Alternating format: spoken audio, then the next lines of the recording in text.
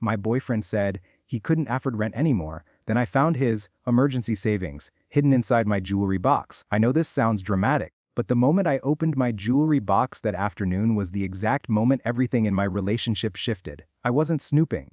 I wasn't even thinking about my boyfriend or the argument we'd had the night before. I had simply been getting ready for work, planning to grab the tiny pair of gold stud earrings I always wear, when the lid caught on something that shouldn't have been there.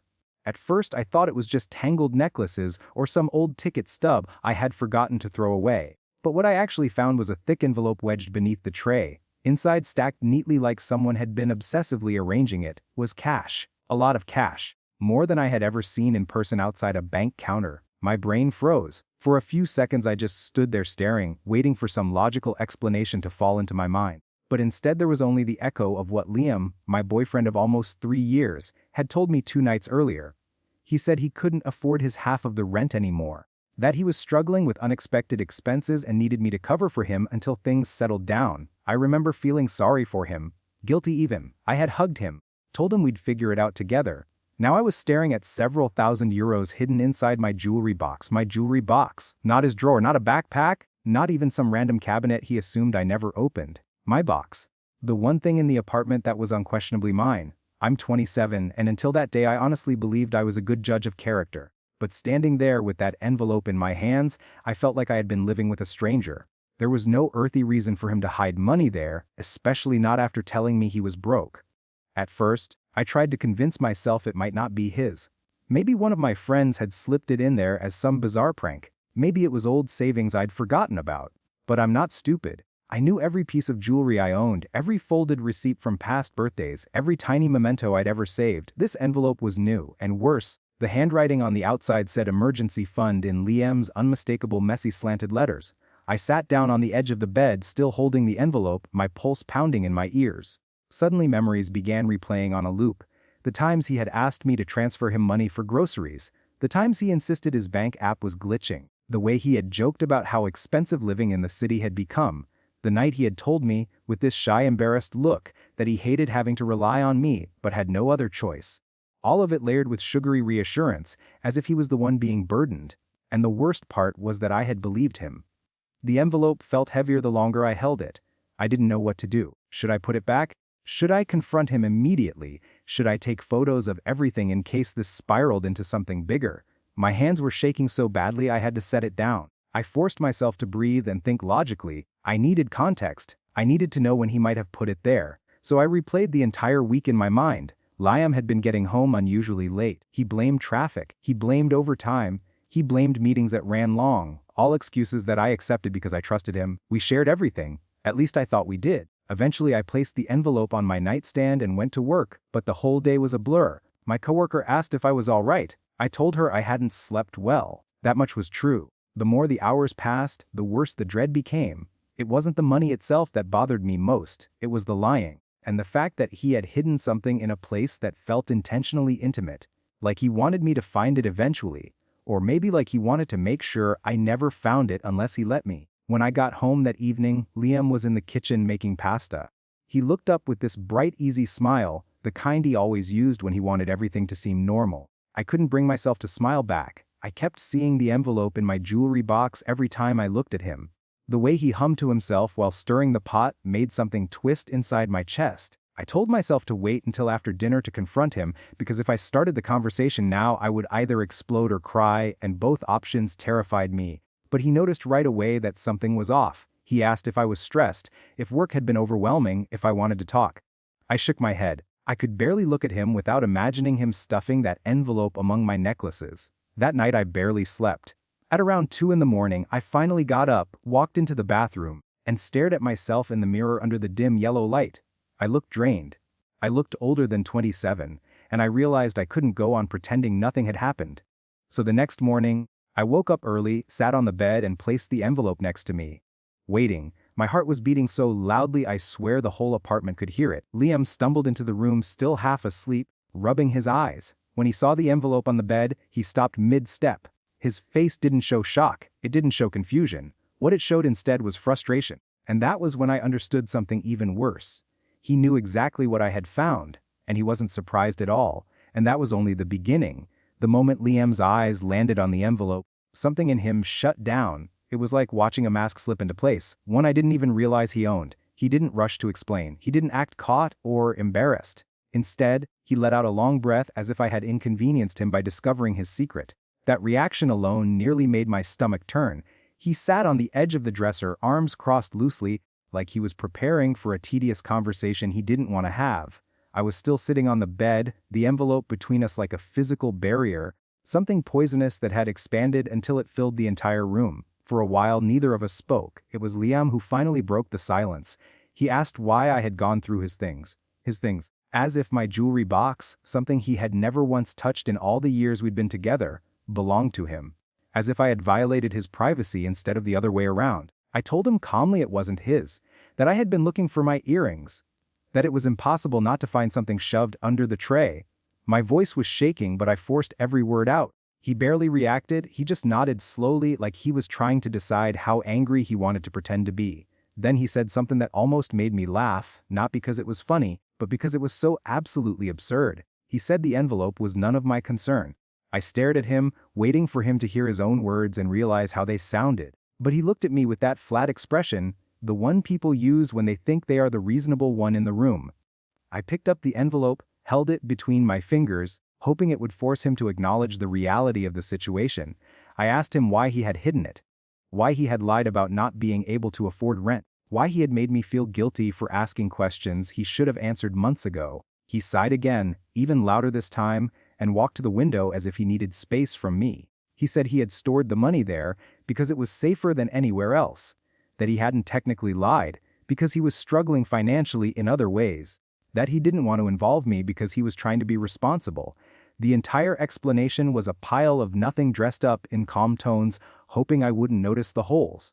But I noticed everything, especially the part he never addressed, why he asked me to cover rent while sitting on thousands of euros.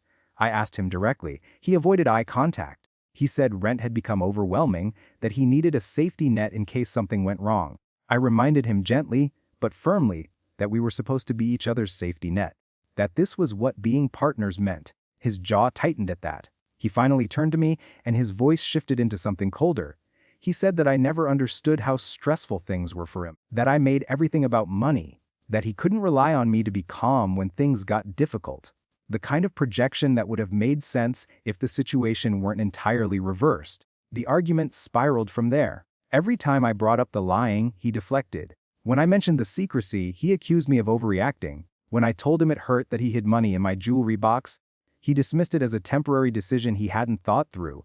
But the worst part, the part that still sits in my chest like a heavy stone, was when he tried turning the entire thing into a pity narrative. He said he had been feeling suffocated, that living together had put too much pressure on him, that he felt judged when he couldn't contribute financially, that he needed space, time, and understanding. Not honesty, not accountability, just space. From what exactly he didn't specify. At one point, I asked him if he had ever intended to tell me. His answer was so quiet I almost missed it. He said he would have eventually, maybe. That was when something inside me cracked. I realized with startling clarity that I had been dating someone who saw me as a backup plan, not a partner.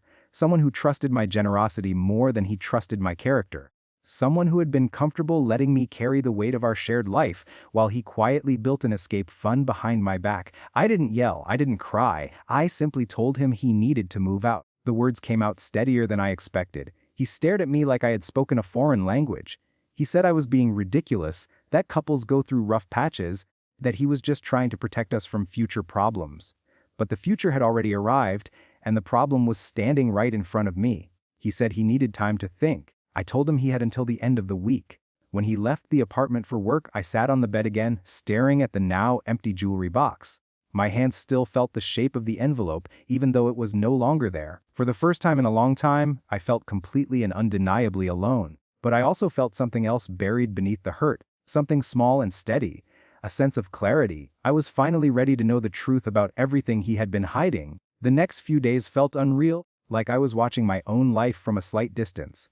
Liam moved around the apartment quietly, almost mechanically, gathering his things without acknowledging what was actually happening between us. He didn't fight the move-out deadline, but he also didn't seem to accept it. His silence wasn't peaceful, it was accusatory, heavy, full of unspoken resentment that lingered in every room he stepped into. I avoided confrontation, not because I was afraid, but because I needed room to finally process everything. I went back to work, kept up with my routine, and tried not to think about the fact that the man I once believed I would build a future with had been keeping secrets in the same space where we slept, cooked, and laughed. The betrayal didn't feel like a single stab, it felt like a slow suffocation I hadn't noticed until I was clawing for air.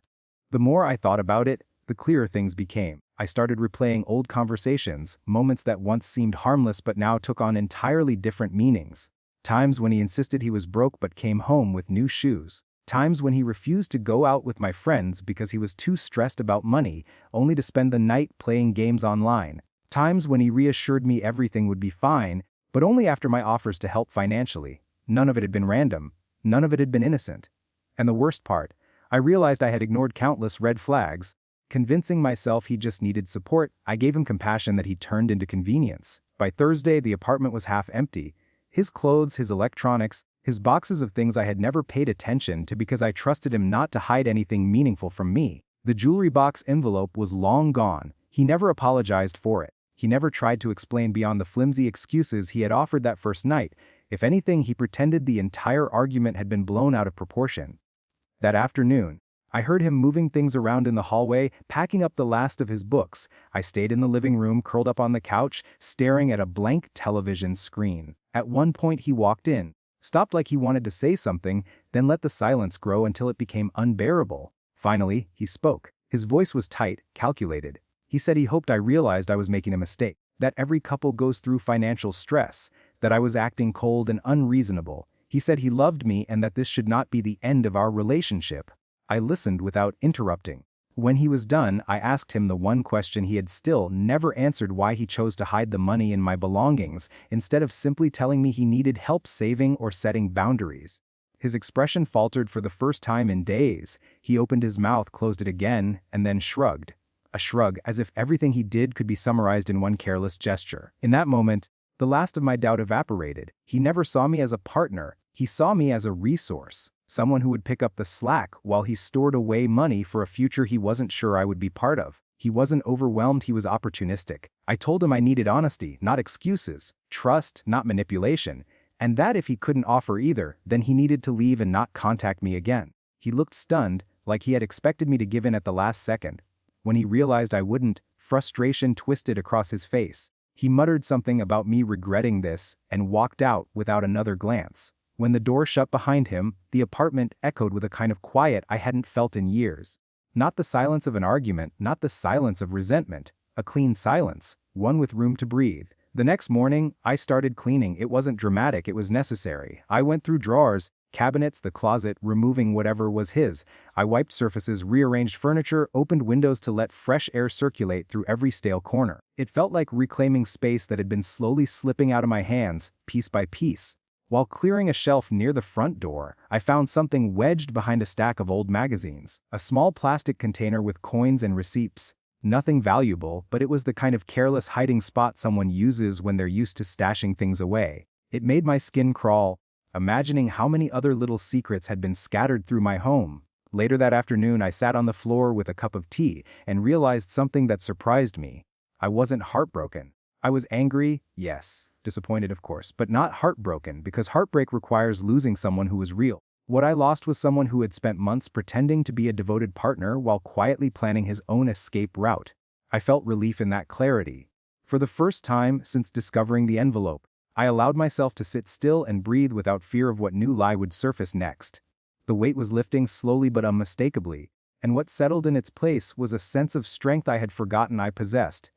I thought that would be the end of the story. But the real ending hadn't happened yet, and I had no idea what was coming next. I did not sleep that night.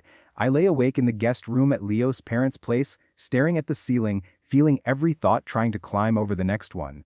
Anger, confusion, disappointment, exhaustion, and beneath all of it, a kind of quiet grief for the future I thought I had. I kept turning it over in my mind.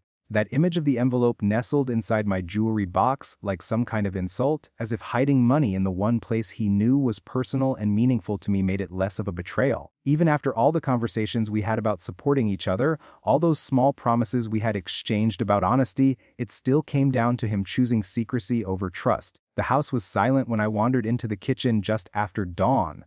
I made coffee but did not drink most of it. My hands were too shaky and every sound seemed too loud. I kept replaying the previous night with his father, especially his sister's expression when she blurted out that Leo never let anyone help him. I realized I had been set up in a way. By his behavior long before the money incident, he had built a world where vulnerability was a weakness, where pride came before partnership. Suddenly the pieces clicked together. The time he insisted on paying a bill even when I offered to split it, the way he would avoid admitting he needed something even when it was obvious, the times he brushed off financial stress like it was something shameful he had to hide. But knowing the pattern did not erase the hurt. Leo appeared late in the morning, looking like he had barely slept either. He seemed hesitant, as if he expected me to explode on sight, but I was too drained for anything dramatic. He sat across from me at the table, fiddling with his sleeves. For a moment he looked like a teenager waiting for a teacher to scold him. He took a breath and started talking, though talking is generous for what he did. It was more like stumbling through half-formed thoughts, admitting that he had panicked about money months ago and began saving in secret because he was terrified of disappointing me. Then he said the part that hit me the hardest. He thought if he admitted he was struggling, I would eventually see him as a burden and leave. The irony hung between us like fog. In trying to keep me from leaving, he had created the exact situation where I had to question whether staying made any sense. I asked him why he lied about rent, why he said he could not afford it when he had an envelope larger than anything either of us had saved together. His answer was a mess of fear and embarrassment. He said he thought I would judge him if I knew he was hoarding money, that I might think he planned to leave me. In his mind, everything he did was meant to stabilize us, yet every action had pushed us closer to instability. It was the most confusing apology I had ever heard, filled with regret yet still rooted in that same habit of internalizing everything until it exploded. I stared at him, realizing he genuinely did not understand how deeply he had eroded the foundation between us. I told him calmly that trust was not something you lost in one moment, but it could certainly be destroyed in one. And hiding thousands of euros in my personal belongings while telling me we might lose our home was one of those moments. He insisted he wanted to fix it, that he could change, that he would go to therapy, open our finances, communicate honestly everything under the sun. Hearing it almost hurt more, because it reminded me that he was capable of being sincere but had chosen fear over transparency for so long that now sincerity felt like a performance. I did not want promises anymore. I wanted truth, and I wanted to feel safe. By noon I had made my decision. I told him I was going back home alone and that I needed space to think. He did not argue directly, but the look on his face was devastating. He asked if this was the end. I told him I didn't know, but I did know that I could not pretend nothing had happened. I could not walk back into our apartment as if the envelope had never existed. I needed distance, clarity, and the ability to breathe without feeling like every inhale was laced with suspicion. He nodded, but his eyes were glassy, and for a moment he looked like he might collapse. I did not comfort him. It felt unnatural to soothe someone who had created the situation I was now drowning in. When I arrived back at the apartment, it looked different, not physically but emotionally. It felt smaller, tighter, as if all the lies and worries and unspoken fears had soaked into the walls. I packed a bag with clothes and essentials, enough for maybe a week or two. Then I took a final walk through the rooms, touching the back of the couch, the kitchen counter, the windowsill where our plants lined up like green witnesses. Everything reminded me of moments when I thought we were building something stable. I did not cry. The numbness was too thick, like a protective layer my brain had installed without permission. Before I left, I opened the jewelry box one last time. The envelope was still there, untouched since that night. I removed it carefully, placed it on the table, and left a note beside it. Nothing dramatic, nothing emotional. Just a simple sentence. I hope you use this to get help, not to hide. Then I locked the door behind me and walked away. I have been staying with a friend for 2 weeks now, and Leo has reached out a few times. His messages are gentle, apologetic, and not demanding. He says he is in therapy. He says he understands if we are done, but he hopes we are not. I still don't know what the future holds. I am not angry anymore, not like before. I am simply cautious. I know now that love is not enough when secrecy becomes habit. Maybe we will rebuild something, or maybe we will both move forward separately. Whatever happens, I finally feel like I can breathe again, and that alone tells me I made the right choice walking out that day.